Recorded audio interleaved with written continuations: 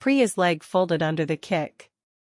The sound cracked across Iron Line Combat Club, sharp enough to turn heads on the grappling mat. Priya caught herself on the cage before she fell.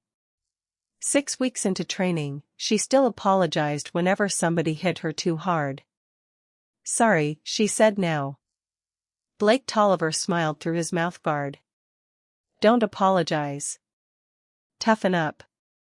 From behind the front counter, Mara Voss watched the young woman try to put weight on her leg. She should have crossed the room then. She owned the gym. She had written the rules taped beside the cage door, including the one about matching power to experience. She had also watched Blake break that rule 11 times in 2 months. 11 times, she had found a reason to wait. The reason stood beside the cage now, 6'3" and smiling through his mouthguard.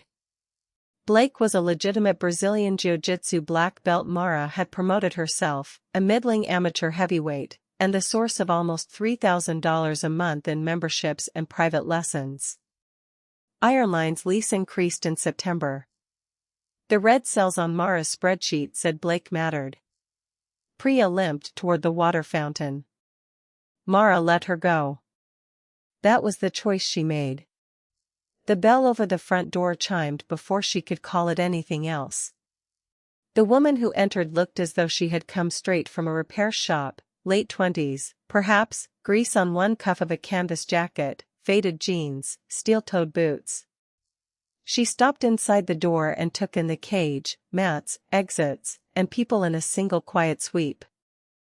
Her gaze settled on Priya's limp. "She all right?" the woman asked. The question caught Mara off guard. "She will be." Across the room, Blake laughed at something Devon said.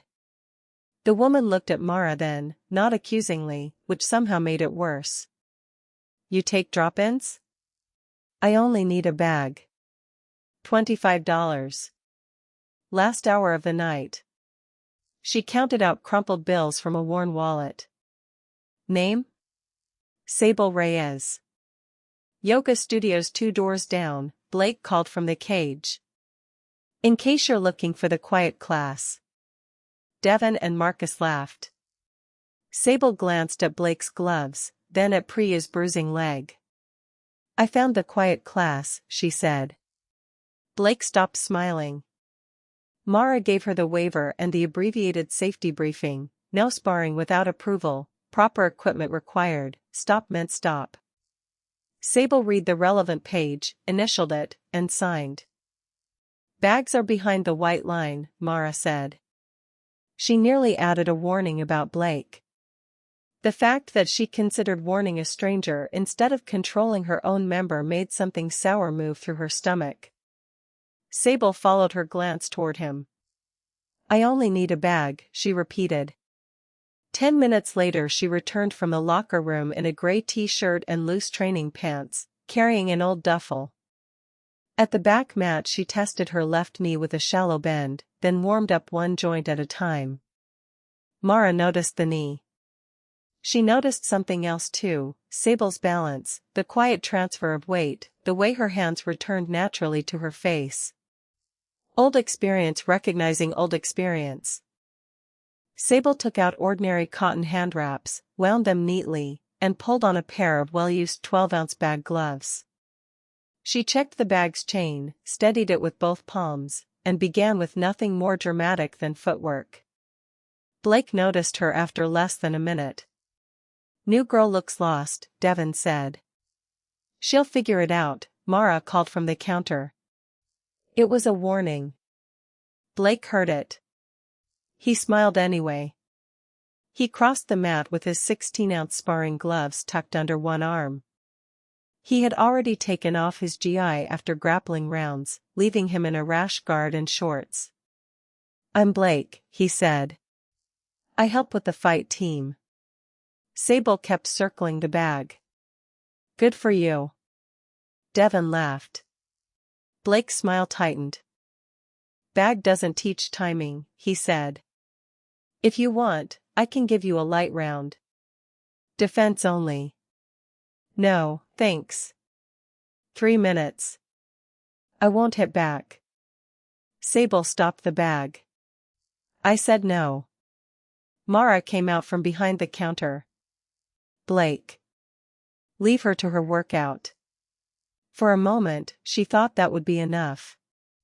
Then Marcus raised his phone, not recording yet, simply checking it, and Blake looked toward him. Mara saw the calculation happen. Blake had built a life in which every room was an audience. Backing down in front of one had become more frightening to him than being wrong. I'm welcoming a guest, he said. You're interrupting one. The room had begun to quiet.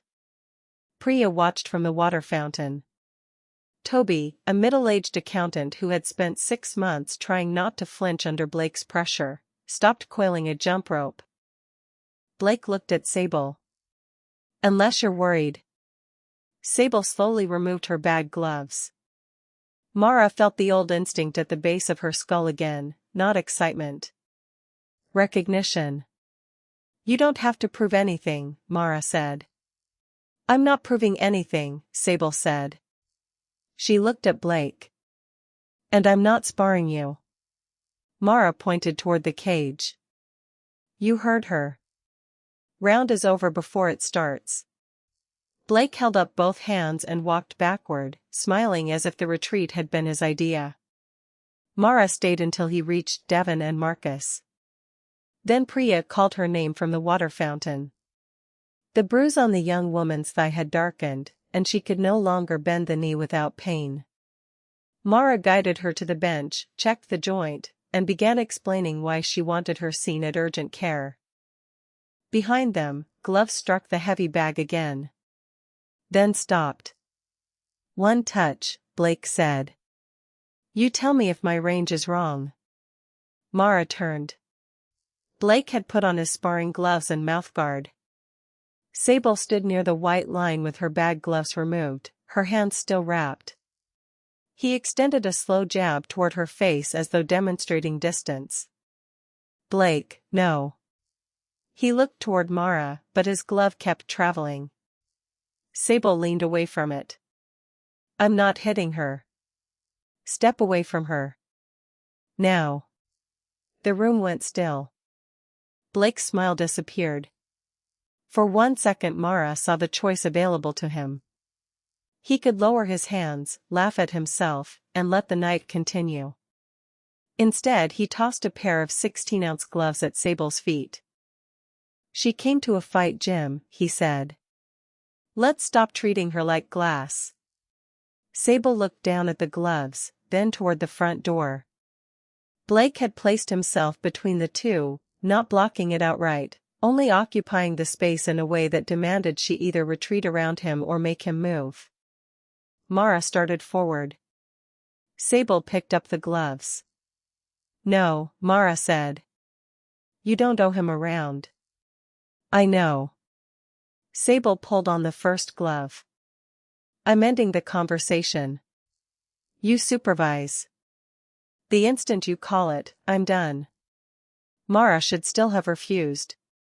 Instead, she looked at Priya on the bench, at Toby watching, at every person who had learned that Blake's persistence eventually became permission.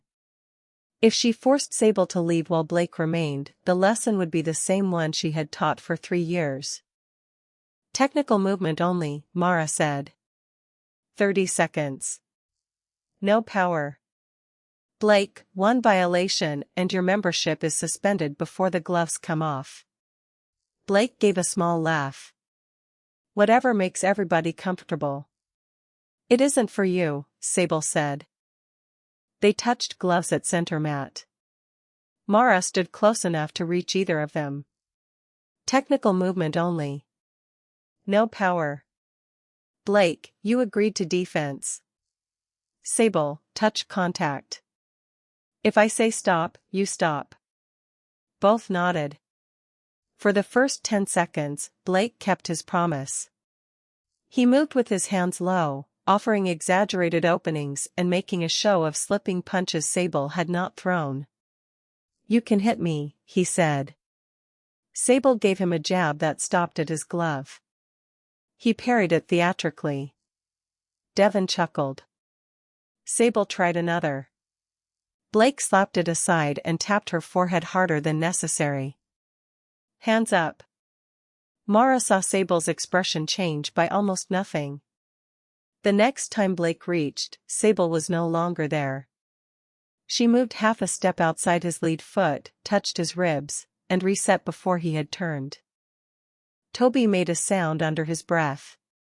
Blake came forward. Sable gave ground without crossing her feet. He jabbed. She caught it. He doubled it. She slipped the second and moved off the line. On the third exchange, Blake feinted high and stepped toward her damaged side. Sable's left knee gave a small, unmistakable dip.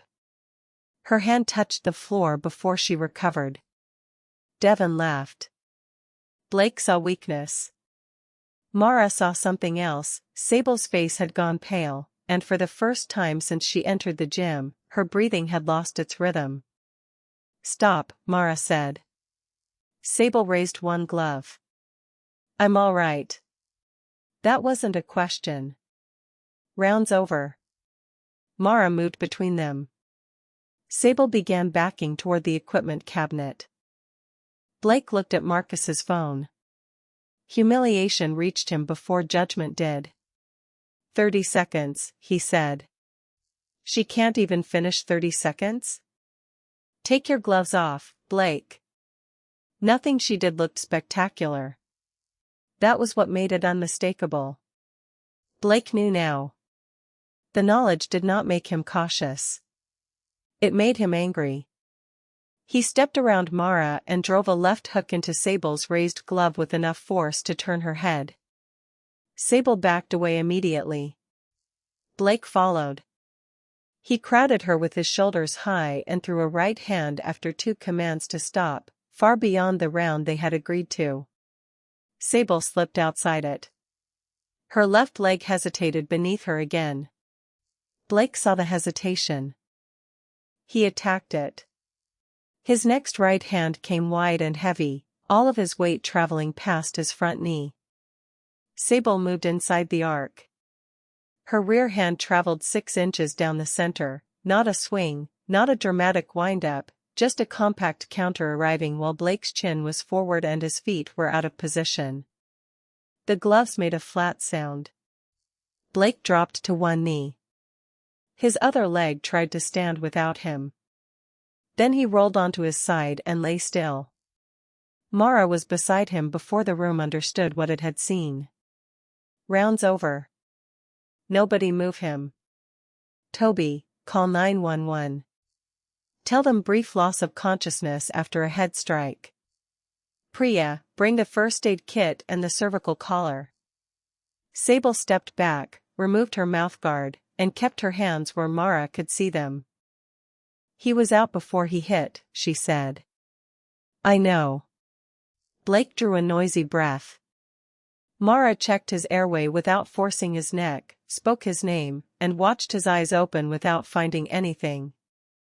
Blake. Stay still. Ambulance is coming. What happened? You were knocked unconscious. Don't sit up. He tried. Nausea stopped him. His eyes moved around the circle of faces until they reached Sable. She cheap-shot me.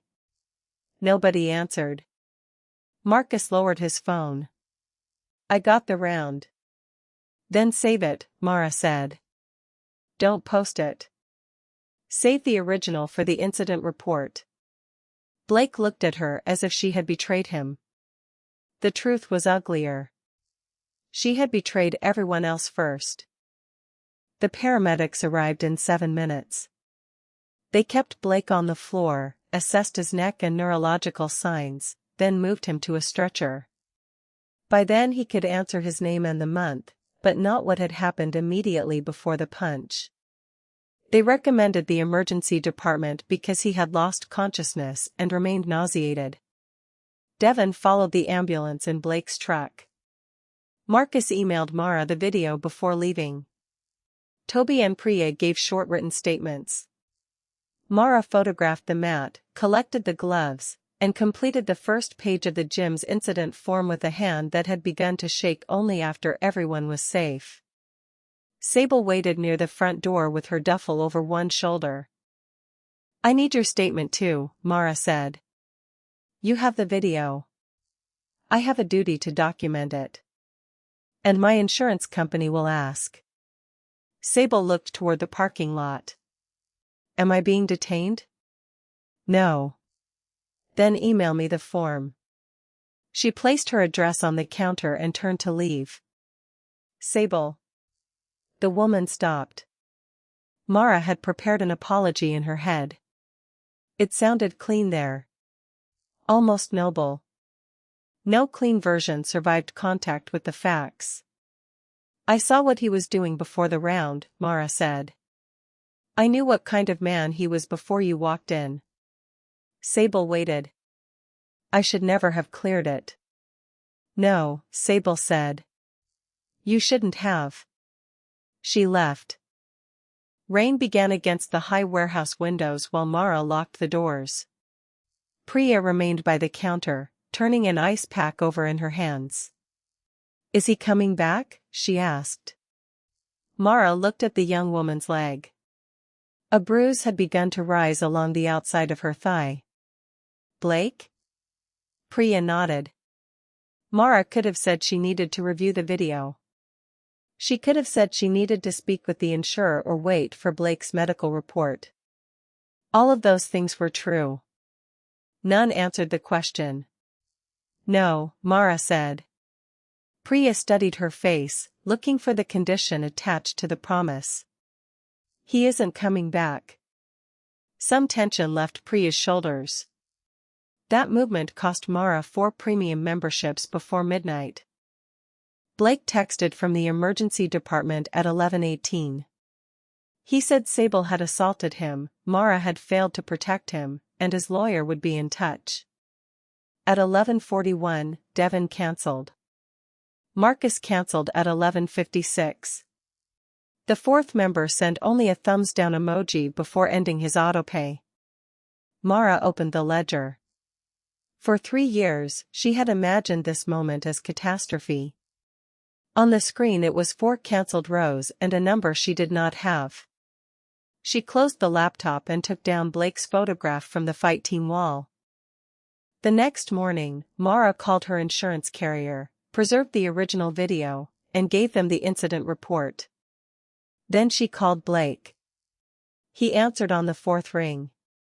"My lawyer told me not to talk to you." "Then listen. Your membership and coaching privileges are terminated effective immediately.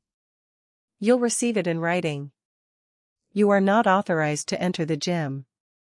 You're firing me because some psycho sucker punched me?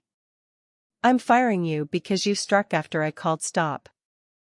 Because you have repeatedly used beginners to feed your ego. Because I knew and let it continue. The last part is mine. The rest is yours. You need my money." Mara looked through the glass at the empty smoothie counter. "I did," she said. "That was the problem."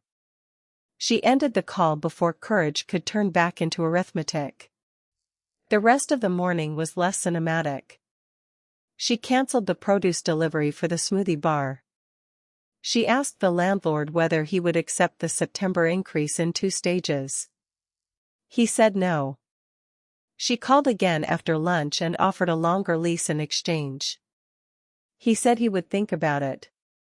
She removed Blake's name from the class schedule, refunded 3 private lessons, and wrote a new sparring policy requiring coach assignment, recorded approval, appropriate equipment, and immediate suspension for striking after a stop command. At 3, she emailed Sable the witness form. At 6, Sable returned it. Every answer was brief. At the bottom, beneath the signature, she had added 1 sentence. He continued after the coach called stop. I responded to the strike in progress and disengaged immediately. Nothing else. Mara read it twice. At 8 the next morning, her landlord arrived in a raincoat that probably cost more than Ironline's monthly utility bill. Gordon Vale had never visited during class. He preferred the gym empty, when the people using the building could not complicate his understanding of it as square footage. He walked through the front room, glanced at the covered smoothie machines, and tapped the lease renewal against his palm. I heard there was an ambulance. There was an injury. It's documented. My carrier has everything. Police? No. Lawsuit? A threat. The video favors us. Gordon looked toward the fight team wall and the empty space where Blake's photograph had been. The young man with all the followers? Former member. That's unfortunate. Mara almost laughed. Gordon could make a moral collapse sound like a vacancy rate. I need to discuss September, she said. The figure is in the renewal. I saw the figure. I need the increase phased over 6 months. In exchange, I'll sign for 3 years. You told me last year you couldn't guarantee 3. Last year I was trying to keep every option open. It turns out that isn't the same as having a plan. Gordon studied her. What changed? Mara looked across the mat where Priya had stood apologizing for being kicked. I got clear about what kind of business I'm keeping. Clarity doesn't change market rent. No. A reliable tenant does. You know the HVAC needs replacement. You know the loading access makes this unit unattractive to retail. If I leave, you spend 6 months improving it before a brewery looks twice. Give me the phase-in, and I take the HVAC as is for the full term. Gordon stopped tapping the papers. For 11 years Mara had treated every lease conversation like a fight she was losing. Now she recognized what Sable had recognized in Blake: weight too far forward, confidence unsupported by balance. 3 years, Gordon said. Personal guarantee. 18 months on the guarantee. 30.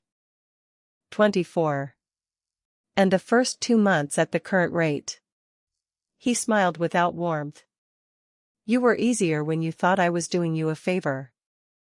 I was more expensive too. Gordon folded the renewal and slipped it into his coat. I'll send revised terms. No promises. After he left, Mara sat behind the counter and looked through the glass at her motorcycle beneath the awning. A 10-year-old Triumph, black, maintained better than anything else she owned. She had bought it after her last fight, when speed was the closest substitute she could find for competition. She opened a resale site and began taking photographs. The listing went live at 9:17. Sable did not return Tuesday. Mara had not expected her to, though she found herself looking at the door at 6:30. Without Blake's classes and referrals, the gym grew quieter. Quiet did not pay the lease either. Mara taught the 6 a.m. class herself, took 2 more private clients, and spent Sunday converting the smoothie counter into storage so she could end the equipment rental attached to it. Priya came back, but she stayed away from sparring. Toby came back too. During drills he still apologized whenever his glove touched his partner. 3 weeks after the knockout, Mara found Sable's old professional record online. 9 wins, 1 loss. 4 knockouts. The last photograph showed a younger woman under arena lights, leaner and less tired, her left knee wrapped after a decision victory. The article beneath it said she was expected to fight an eliminator that winter. There was no winter fight. Mara closed the page. She knew enough about vanished careers to understand that curiosity did not create a right to the rest. On the 4th Thursday, the door chimed at 6:28. Sable entered in the same work jacket, carrying the same duffel. Day pass, she said, placing $25 on the counter. Mara pushed the money back. You already paid for an hour you didn't get. I got more than an hour's trouble. That part was free. Sable almost smiled. She changed and worked the heavy bag for 40 minutes. Nobody interrupted her. When she finished, Priya was practicing a basic step and jab alone near the white line. Sable watched 3 repetitions. Your feet are arriving together, she said. Priya froze. Is that bad? It makes you easy to knock backward. Shorten the step. Priya tried again. Better. Don't reach for the punch. Let the floor bring it. Another repetition. Better. Sable turned away before the compliment could become a conversation. Mara waited until Priya left. You teach well. I corrected one step. You corrected the right one. Sable unwound her wraps. What do you want? To apologize without using the apology to ask you for something. That earned Mara her full attention. I let Blake stay because he made money. Then I let him turn you into the solution to a problem I was supposed to solve. I'm sorry. All right. That's it? You apologized. I heard you. Sable dropped the wraps into her bag. I looked up your record, Mara admitted. Only the public part. Sable's hand stopped. 9-1, Mara said. Then nothing. I know what nothing after a record usually means. For a while there was only the hum of the old lights. ACL and meniscus, Sable said at last. Nerve damage after surgery. 18 months before anybody said the honest part out loud. That you were done. That everyone else was done with me. Mara understood the distinction. I was 4-2 as a pro, she said. Left knee ended it. I opened this place because I couldn't figure out who I was if I left the work completely. Sable looked around the warehouse, the patched bags, the scuffed mat, the empty square where Blake's photograph had been. And did you? Figure it out? Leave it. Mara considered the spreadsheet, the compromises, and Priya apologizing after being kicked. For a while, she said. Sable nodded as if that was the first useful answer Mara had given her. She came back the following Thursday, and the Thursday after that. Mara did not offer her a job. Sable did not ask for one. She corrected Priya's feet. She showed Toby how to breathe through a jab instead of closing his eyes. When a 19-year-old tried to turn a technical drill into a contest, Sable stopped him with one raised hand and made him repeat the round at half speed. Nobody argued. The trouble came on the next Thursday. The 19-year-old was named Eli. He had trained for 4 months, owned 6 pairs of shorts, and had recently discovered that hurting somebody by accident still earned attention. During a body shot drill, he drove a hook into Toby's ribs hard enough to fold him. Eli, Mara called. Power down. He walked into it. Toby straightened slowly, one hand pressed to his side. I kind of did. That doesn't change the drill, Mara said. Eli rolled his eyes. It was a small gesture. It carried Blake's shadow so clearly that Mara felt heat rise into her face. Gloves off, she said. For one body shot? Gloves off. Everyone stopped. Eli looked around and saw the audience Blake had once seen. Sable hits harder than that, he said. Ask the guy she put in the hospital. Mara crossed the mat. Sable defended herself after 2 stop commands. You ignored one warning in a controlled drill. If you can't understand the difference, you aren't mature enough to train tonight. So she gets to decide who's mature now? She has more ring experience than everyone in this room put together. When she tells you to slow down, you slow down. The sentence silenced Eli. It also silenced Sable. Mara did not understand why until the class ended. Sable cleaned the loaner gloves, put away the body shields, and walked to the locker room without speaking. When she returned, she was wearing her work jacket and carrying the duffel. "Thursday next week?" Mara asked. "No. You working late?" "I'm not coming back." The old fear reached Mara immediately, one more person leaving, one more subtraction. She resisted the urge to bargain with it. "Tell me why." Sable set the duffel on the counter. "You used my record to win an argument." Eli needed to understand, then make him understand your rule. "Don't make me the threat standing behind it." "That's not what I meant." "It's what everybody heard." "Do what the dangerous woman says because she put a man in an ambulance." Mara started to answer and found nothing honest enough. Sable continued, quieter now. "The last gym I trained at kept my knockout reel playing over the front desk while I was learning to walk downstairs again.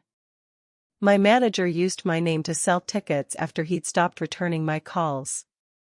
Everybody loved what I could do right up until I couldn't do it for them anymore." She picked up the duffel. "I'm not becoming your answer to Blake." "You're right," Mara said. Sable paused. The apology Mara wanted to give was already assembling itself: context, intention, reassurance. She let all of it go. "I made you into leverage because I was angry and scared I'd missed another Blake growing in front of me. You didn't agree to that." "I'm sorry." "You keep apologizing after the fact." "I know." Sable left. On Friday, Mara called Eli and his mother. She explained the safety rule, the difference between an accident and refusing correction, and the conditions under which he could return. She did not mention Sable once. Eli served a 1-week suspension and had to attend the next fundamentals class without sparring. On Saturday, Mara rewrote the coaching chart. Authority came from assigned roles, not reputation. Every class had one named lead coach. Every assistant's responsibilities were agreed before class. Nobody, guest, fighter, or volunteer, would be used as an unofficial enforcer. On Sunday, she emailed the policy to Sable without asking her to return. Sable replied with 2 words. "Looks clear." Thursday came. 6:30 passed. Mara began class with 3 students. At 6:41, the front door opened. Sable entered, changed without explanation, and stood outside the white line until Mara finished demonstrating footwork. Mara walked over. "Are you training or helping?" It was a small question. It was also the first time anybody at Iron Line had asked her. Sable looked toward Priya and Toby. "Helping," she said. "If we agree on the job first." They did. At the end of that class, Mara placed an envelope on the counter. Sable opened it. Inside was a check for $60. "What's this?" 3 hours of assistant coaching. $20 an hour. "It isn't enough, but it's money, not gratitude." "I didn't agree to work for you." "Then don't cash it." "But I'm not building this place on unpaid labor again." Sable looked at the check for a long time. "I work at the transmission shop until 6. Thursday beginners start at 6:30. 1 night a week." "1 night. I choose who spars." "We choose together." Sable considered that, then folded the check into her wallet. "Together," she said. The gym did not save itself in a month. September was brutal. Mara sold her motorcycle to cover the final portion of the rent increase and did not tell anybody. The landlord accepted a 3-year extension with smaller annual increases because an empty warehouse earned him less than a stubborn tenant. Blake's attorney sent 1 letter. Mara's insurer answered it with the waiver, safety briefing, witness statements, incident report, medical timeline, and Marcus's unedited video. No lawsuit followed. Enrollment did not double. It grew by 6 people before Christmas. 4 of them came because Priya told friends that Iron Line was the first gym where a coach had made her feel safer after admitting the gym had failed her. That mattered more to Mara than 4 premium memberships, though the ledger took longer to agree. Sable added Tuesdays in January. By spring, she ran the beginner striking program. She never raised her voice. She did not need to. One rainy Thursday, Mara watched Priya spar her first controlled round since Blake. Toby stood across from her, equally nervous. Sable gave them the rules, checked their gloves and mouthguards, then nodded for them to begin. Priya's first jab came short. Toby flinched anyway. "Breathe," Sable said. They tried again. The second exchange was cleaner. On the third, Priya moved off the line exactly as Sable had shown her. Toby kept his eyes open. Nothing dramatic happened. Nobody got hurt. Nobody performed for the room. 2 frightened people practiced becoming less frightened, 1 careful repetition at a time. Mara stood beside Sable at the edge of the mat. "You miss fighting?" she asked. Sable watched Priya reset her feet. "Sometimes." "What do you miss most?" Sable took her time answering. "This part," she said. The rain tapped steadily against the warehouse roof. Gloves touched, shoes moved over canvas, and the old building settled around the sound of people doing honest work. For the first time in years, Iron Line was quiet in the right way.